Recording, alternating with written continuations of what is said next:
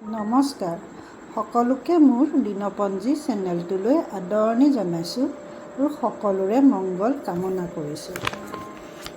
আজি শনিবাৰ, আহিন মাহৰ 11 তাৰিখ আৰু ইংৰাজী 28 ছেপ্টেম্বৰ। সূৰ্যোদয় পুৱা 5:17:53 আৰু সূৰ্যাস্ত গধূলি 5:11:48। তিথি কৃষ্ণা একাদশী, আবেলি 4:51:28 তাৰ পাছত কৃষ্ণা দ্বাদশী আৰম্ভ হ'ব। নক্ষত্ৰ অশ্লেষা। জন্মত কৰ্কট ৰাশি, বিপ্ৰ বৰ্ণ, ৰাক্ষসগণ বা দেৱাৰীগণ। নক্ষত্ৰ সংখ্যা 9, বৰাহৰ অস্থি। নামৰ আদি আখৰ হ'ব মূৰ্ধন্য ড হস্ৰইকাৰে দি, মূৰ্ধন্য ড হ্ৰস্বৌকাৰে দু, মূৰ্ধন্য ড একাৰে দে আৰু মূৰ্ধন্য ড উকাৰে দু। আকৌ কৈছোঁ, মূৰ্ধন্য ড হ্ৰস্বইকাৰে দি, মূৰ্ধন্য ড হ্ৰস্বৌকাৰে দু, মূৰ্ধন্য ড একাৰে দে আৰু মূৰ্ধন্য ড উকাৰে দু। মই যে আপোনালোকক চাৰিটা নামৰ আদি আখৰ কৈছোঁ, আচলতে নক্ষত্ৰ অনুযায়ী নামৰ আদি আখৰ দিয়া হয় আৰু প্ৰতিটো নক্ষত্ৰতে আচলতে 4টাকৈ চৰণ বা পাত থাকে। এই প্ৰতিটো চৰণতে নামৰ আদি আখৰ বেলেগ বেলেগ হয়। সেইকাৰণে চৰণটো নাজানিলে এই 4টাৰ যিকোনো এটাৰে নাম দিলেও হয়। আৰু আজি আদ্য ঋতু হ'লে বা আদ্য ঋতুৰ ফল, কন্যা যদি ঋতুমতী হয়, আজি 7দিনীয়া ব্ৰতৰ কান্তা যোগ পায়। কান্তা যোগটো ভাল যোগ। দধি দুগ্ধ দান কৰিব লাগে বা আনক খুৱাব লাগে। বাৰ ফলটো হৈছে, যিহেতু শনিবাৰ সেইকাৰণে অলপ বেয়া, ধান দান কৰিব। মাহ ফলটো, আহিন মাহটো বৰ এটা ভাল নহয়, সেইবাবে তেল আৰু গুড় দান কৰিব। নক্ষত্ৰ ফল, অশ্লেষা নক্ষত্ৰ ভাল নহয়, সেইকাৰণে লোণ দান কৰিব আৰু তিথি ফলটো ভাল। গ্ৰহৰ দান হৈছে শনিৰ বাবে কলা তিল আৰু ৰাহুৰ বাবে লৌহ পাত্ৰ। এতিয়া গ্ৰহৰ দানবোৰ বহুতে বহুত দিয়ে। ধৰি লওক, আপোনাৰ শনিৰ কাৰণে মাহ, তেল, তিল, নীলকান্তমণি, অভাৱে যথাসাধ্য মূল্য দিব পাৰে। মূল্য ধৰি লওক আপোনালোকে 100 টকা, 51 টকা এনেকৈ।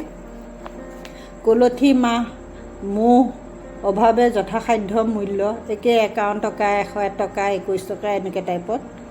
কলা কাপোৰ আৰু ৰাহুৰ বাবে গোমেদ, অভাৱে যথাসাধ্য মূল্য।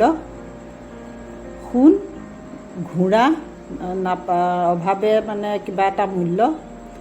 নীলবৰণৰ বস্ত্ৰ, কম্বল, তিল, তেল, লৌহপাত্ৰ আদি। এতিয়া সকলোৰে এইবোৰ দিয়াৰ ইমান সুবিধা নহ'বও পাৰে বা নোৱাৰিবও পাৰে। তেতিয়া আপোনালোকে শনিৰ বাবে কলা তিল বা ৰাহুৰ বাবে লৌহ পাত্ৰ এটা দিলেও হ'ব, কাৰণ সকলোৰে ইমানখিনি দিয়াৰ সামৰ্থ্য নাথাকিবও পাৰে।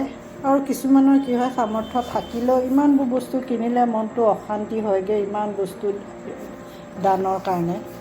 তেতিয়া মনটো অশান্তিকৈ মানুহে দান দিয়াতকৈ আচলতে দান সদায় মানুহে ভাল মনেৰে দিব লাগে। সেইকাৰণে এইকেইটা শনিৰ বাবে এনেকৈ এটা বা ৰাহুৰ কাৰণে এটাকৈ দিলেও হ'ব। আৰু দিওঁতে খালি আপোনালোকে ভোজনী এটা আৰু তামোল পাণ এযোৰ দিব।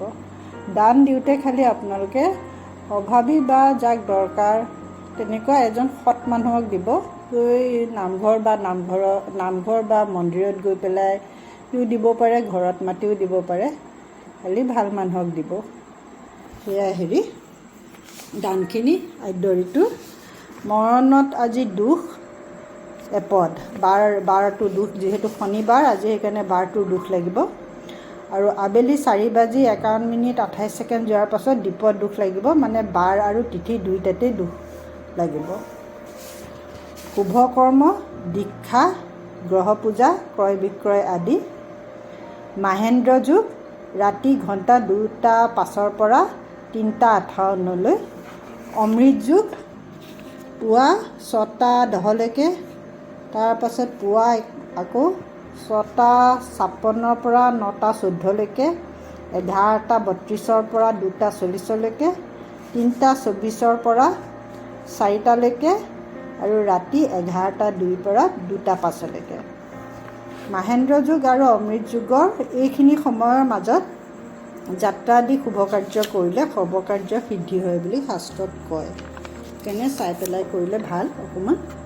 দৈনিক ৰাশিফল: মেষ ব্যাঘাত, বিষ স্বাস্থ্য ও অৰ্থহানি, মিথুন সুখ, কৰ্কট সুযোগ, সিংহ আনন্দ, কন্যা স্বীকৃতি, তুলা আশা, বৃশ্চিক শৰীৰ অকণমান বেয়া যাব, ধনু শুভ, মকৰ শুভ, কুম্ভ শুভ আৰু মীন শুভ।